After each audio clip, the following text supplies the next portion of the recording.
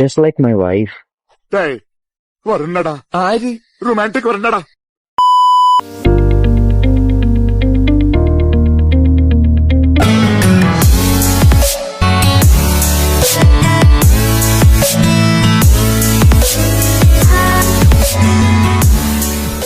Hello guys, എല്ലാവർക്കും Coorg വ്ളോഗിന്റെ second എപ്പിസോഡിലേക്ക് സ്വാഗതം. അപ്പോൾ ഞാനും അഞ്ചും കൂടെ നല്ല വിശന്ന് വലഞ്ഞു നിൽക്കുകയാണ്. ആ കാണുന്ന ഹോട്ടലിലേക്കാണ് നമ്മൾ പോകാൻ പോകുന്നത്. അപ്പോൾ അവിടുത്തെ ഫുഡും കാര്യങ്ങളൊക്കെ എങ്ങനെയാണെന്നും പിന്നെ ഉള്ളിലെ വിശേഷങ്ങൾ എന്തൊക്കെയാണെന്നുള്ളതും ഉള്ളിൽ പോയിട്ട് കാണാം. വിശന്ന് വലഞ്ഞ് ഞാനും അഞ്ചും കൂടെ നമ്മുടെ ദുബൈറ മൈൽഡ് ആൻഡ് വൈൽഡ് എന്ന് പറഞ്ഞ റെസ്റ്റോറൻറ്റിൽ കയറി. ഇതാണ് പുറത്തുനിന്നുള്ള വ്യൂ.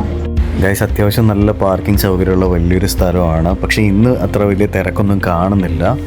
എന്നിരുന്നാലും ഇതാണ് നമ്മുടെ ഹോട്ടൽ. നമ്മുടെ ഹോട്ടലിലും വലിയ ആൾക്കൂട്ടങ്ങളും കാര്യങ്ങളും തിരക്കൊന്നും കാണുന്നില്ല. ഇതിൻ്റെ ബാക്ക് സൈഡിലായിട്ട് വലിയ ഗ്രീനറി ആയിട്ടുള്ള നല്ല അടിപൊളി സ്ഥലമാണ്. എനിക്ക് ഭയങ്കരമായിട്ട് ഇഷ്ടമായിട്ട്. നിങ്ങൾ കണ്ടോ ആ കവുങ്ങും കാര്യങ്ങളൊക്കെ ഇങ്ങനെ വിരിച്ചിങ്ങനെ നിൽക്കുന്നത്. ബാക്ക് സൈഡിൽ അത് കണ്ടോ നിങ്ങൾ, 4-5ഓളം പുതിയ റിസോർട്ടുകൾ വരുന്നുണ്ട് അവിടെ. പിന്നെ അതിൻ്റെ നേരെ ഫ്രണ്ടിലുള്ള ഓലമേഞ്ഞ പോലത്തെ ഇപ്പോൾ റണ്ണിങ്ങിൽ ഓൾറെഡി ഉള്ളതാണ്. പക്ഷേ അതിന് റേറ്റും കാര്യങ്ങളൊന്നും അറിയില്ല. ഈ ഹോട്ടലിൽ തന്നെ ആൾക്കാരാണ് റിസോർട്ടും കാര്യങ്ങളും വരുന്നത്. നമുക്ക് വേണമെങ്കിൽ ആ റിസോർട്ടിൻ്റെ പ്രൈസും കാര്യങ്ങളും നമ്മൾ റിസപ്ഷനിൽ ചോദിച്ചാൽ അവർ പറഞ്ഞു തരും. അപ്പോൾ ഈ റിസോർട്ട് എത്രയും പെട്ടെന്ന് തന്നെ ഓപ്പൺ ആയിട്ട് നമുക്ക് ഒരു വട്ടം കൂടെ ഇവിടെ ഫാമിലി ആയിട്ടൊക്കെ വരാം. നല്ല വൈബ് ഏരിയ ആണ്. ഇതാണ് അതിൻ്റെ എൻട്രൻസ് വരുന്നത്. അപ്പോൾ നമുക്ക് കൈയൊക്കെ വാഷ് ചെയ്തിട്ട് നല്ല ഫുഡ് കഴിക്കാൻ വേണ്ടി ഇരിക്കാം. എഗ് ഫ്രൈഡ് റൈസ് ആയിട്ടുണ്ട് പോലും. നമ്മുടെ മീൽസാണ്, വെജ് മീൽസ്. സെൽഫ് സർവീസ് ആട്ടോ ഇവിടെ. നമ്മൾ സാധനം ഓർഡർ ചെയ്യുക, പൈസ കൊടുക്കുക, കൂപ്പൺ വാങ്ങുക, കൂപ്പൺ നേരെ കൊണ്ടുവന്ന് ഇവിടെ കിച്ചണിൽ കൊടുക്കുക. കിച്ചണിൽ ഫുഡ് ആകുമ്പം അവർ നമ്മളെ വിളിക്കും. അതുപോലെ ഇതാണ് അഞ്ചുനുള്ള താലി. അഞ്ചു അങ്ങോട്ട് മറിക്കരുത്, എൻ്റെ കയ്യിൽ പിടിച്ചു. ഇതെനിക്കുള്ള വെജ് ഫ്രൈഡ് റൈസ്.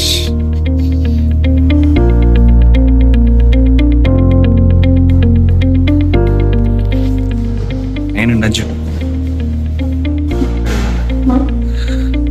ഇതാണ് എൻ്റെ എഗ് ഫ്രൈഡ് റൈസ്. ഇങ്ങനെയാണ് വരില്ല. അഞ്ചുവിനൊരു സാമ്പാർ.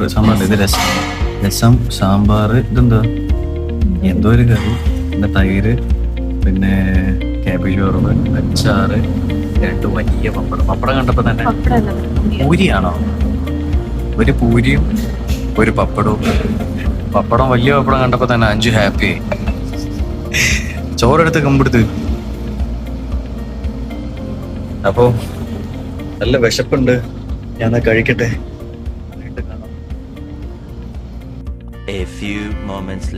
അങ്ങനെ ഞങ്ങള് ദുബാര എലിഫന്റ് ക്യാമ്പിൽ നിന്ന് ഫുഡൊക്കെ കഴിച്ച് പുറത്തേക്ക് ഇറങ്ങി. ഞങ്ങൾക്ക് കിട്ടിയ വെജ് താലി ആണെങ്കിലും എഗ് ഫ്രൈഡ് റൈസ് ആണെങ്കിലും നല്ല ഉണ്ടായിരുന്നു. പക്ഷെങ്കിൽ എഗ് ഫ്രൈഡ് റൈസ് തന്ന പ്ലേറ്റ് കുറച്ച് ചെറുതായിപ്പോയി, കുറച്ച് കൺജസ്റ്റഡ് ആയിപ്പോയി. അത് ഒഴിച്ചു വെച്ചാൽ ബാക്കിയെല്ലാം അടിപൊളിയായിരുന്നു. വേറെ കുഴപ്പമൊന്നുമില്ലായിരുന്നു. അത്യാവശ്യം നല്ല സ്റ്റാൻഡേർഡ് ആയിട്ടുള്ള കുറച്ച് ചോറ്, പിന്നെ പപ്പടം, അങ്ങനെയുള്ള സാധനങ്ങൾ. എസ്പെഷ്യലി ആ രസം, അത് സൂപ്പറായിരുന്നു അല്ലേ അഞ്ചു? അതെ. അപ്പോൾ ഗായ്സ്, നിങ്ങൾ ദുബൈറ എലിഫന്റ് ക്യാമ്പിൽ നിന്ന് മെയിൻ റോഡിലേക്ക് വന്നാൽ അതിന് നേരെ ഓപ്പോസിറ്റായിട്ട് നിങ്ങൾക്കൊരു ബസ് സ്റ്റോപ്പ് കാണാം. ആ ബസ് സ്റ്റോപ്പിൽ തന്നെ നിങ്ങൾക്ക് പോകേണ്ട സ്ഥലങ്ങളുടെ പേരും ഫോട്ടോയും, നിങ്ങൾ നിൽക്കുന്ന സ്ഥലത്തുനിന്ന് ആ സ്ഥലത്തേക്ക് നിങ്ങൾക്ക് പോകാനുള്ള സ്ഥലത്തേക്ക് എത്ര കിലോമീറ്റേഴ്സ് ഉണ്ട് എന്നുള്ളതിൻ്റെ ഒരു ജസ്റ്റ് ഒരു പിക്ചർ ആ ബസ് സ്റ്റോപ്പിൽ തന്നെ കൊടുത്തിട്ടുണ്ട്. നിങ്ങൾക്ക് എന്താ പറയുക, നിസർഗധാം ഫോറസ്റ്റിലേക്ക് 12 കിലോമീറ്ററും, അതുപോലെ ഹാരംഗി ഡാമിലേക്ക് 18 കിലോമീറ്റർ, ഗോൾഡൻ ടെമ്പിളിലേക്ക് 19 കിലോമീറ്റർ, എബി ഫാൾസിലേക്ക് പോകണമെങ്കിൽ 55 കിലോമീറ്റർ, നിങ്ങൾ നിൽക്കുന്ന സ്ഥലത്ത് നിന്ന് ദുബൈറയിലേക്ക് 1.3 കിലോമീറ്റർ. ഈ ബസ് കയറി കഴിഞ്ഞാൽ നിങ്ങൾക്ക് ആ സ്ഥലങ്ങളിലേക്ക് പോകാൻ പറ്റും കേട്ടോ. ഗായ്സ്, നിങ്ങൾ ഇന്നേ വരെ കർണാടകയിൽ ഈ കൂർഗ് എന്ന് പറഞ്ഞ സ്ഥലം വിസിറ്റ് ചെയ്തില്ലെങ്കിൽ എന്തായാലും വരണം. കാരണം ഒത്തിരി ഉണ്ട് കാണാൻ. അതുപോലെ ഇവിടുത്തെ ക്ലൈമറ്റും നല്ല അടിപൊളി ക്ലൈമറ്റാണ്. ഒരു തണുപ്പും ചൂടും ഒക്കെ കലർന്ന ഒരു മിക്സഡ് ക്ലൈമറ്റാണ്. എനിക്ക് ഭയങ്കര ഇഷ്ടമാണ് ഇവിടെ കർണാടക, കൂർഗ്, മൈസൂർ, ബാംഗ്ലൂരിലൊക്കെയുള്ള ക്ലൈമറ്റ്. അപ്പോൾ ഗായ്സ്, ഞങ്ങളുടെ പ്ലാനിൽ ചെറിയൊരു വ്യത്യാസം. ഞങ്ങൾ ഇത്രയും സമയം കൂർഗ് എന്നാണ് പറഞ്ഞുകൊണ്ടിരുന്നത്. രാവിലെ വീട്ടിൽ നിന്ന് ഇറങ്ങിയതും ഇന്നലെ പ്ലാൻ ചെയ്തൊക്കെ കൂർഗ് എന്നായിരുന്നു. പക്ഷെങ്കിൽ അൺഎക്സ്പെക്റ്റഡ്ലി ഞങ്ങൾ പ്ലാനൊന്ന് ചേഞ്ച് ചെയ്ത് ഞങ്ങൾ ഇപ്പോൾ മൈസൂർ ബാംഗ്ലൂർ റോഡിലാണ്. ഞങ്ങൾ നേരെ ബാംഗ്ലൂരേക്ക് വെച്ച് പിടിക്കുകയാണ്. അഞ്ചിന് മൊത്തം സന്തോഷം നോക്കിയപ്പോൾ അഞ്ചു എൻ്റെ അടുത്ത് പറഞ്ഞേടാ, ഓൾറെഡി ഞാൻ ഇവിടെയൊക്കെ കോളേജിൽ നിന്ന് ട്രിപ്പ് വന്നിട്ടുണ്ട്, കുറേ സ്ഥലങ്ങളൊക്കെ കണ്ടതാണ്. അപ്പോൾ ശരി, എനിക്ക് തോന്നി ഞാനൊരു 3-4 വട്ടം കണ്ടതാണ്. അപ്പോൾ ഞാൻ വിചാരിച്ചു അവൾ കാണാത്ത സ്ഥലം ബാംഗ്ലൂരാണ്. പിന്നെ ഒന്നും നോക്കിയില്ല, നേരെ ഓഫീസിൽ വിളിച്ച് 2 ദിവസത്തെ ലീവും പറഞ്ഞ് ഒറ്റ ഓട്ടം ബാംഗ്ലൂർ റോഡ്. ഇപ്പോൾ ഇതാ പാതി വഴിയിലാണ്. ഒന്ന് നടു തീർക്കാൻ വേണ്ടി നിർത്തിയാണ്. ജസ്റ്റ് ഇവിടെ ഇളനീര് അതിൽ അൺലോഡ് ചെയ്യുകയാണ്. എവിടെ നിന്നൊക്കെയോ പറിച്ചു കൊണ്ടുവന്ന ഇളനീര് ഒരു വലിയ NP ലോറിയിൽ നിന്നും ചെറിയ ചെറിയ വണ്ടികളിലാക്കി അൺലോഡ് ചെയ്ത് ലോഡ് ചെയ്ത് അങ്ങനെ കൊണ്ടുപോവാണ്. അപ്പോൾ നല്ലൊരു തണലുള്ള സ്ഥലത്ത് നോക്കി നിർത്തുകയാണ്. നോക്കുമ്പോൾ ഇവിടെ സൂര്യകാന്തി പൂ പോലത്തെ വേറൊരു മഞ്ഞ കളർ പൂവ്, നല്ല രസമുണ്ട് കാണാൻ. അപ്പോൾ ഇതൊക്കെയാണ് വിശേഷങ്ങൾ. എന്തൊക്കെ മുടിയൊക്കെ അലമ്പായി. അപ്പോൾ പോവല്ലേ നമ്മള് എവിടുന്നൊക്കെയാ പോന്നെ? ബാംഗ്ലൂരാ? ബാംഗ്ലൂർ പോയിട്ട് അതാ മൈസൂർ ബാംഗ്ലൂരൊക്കെ.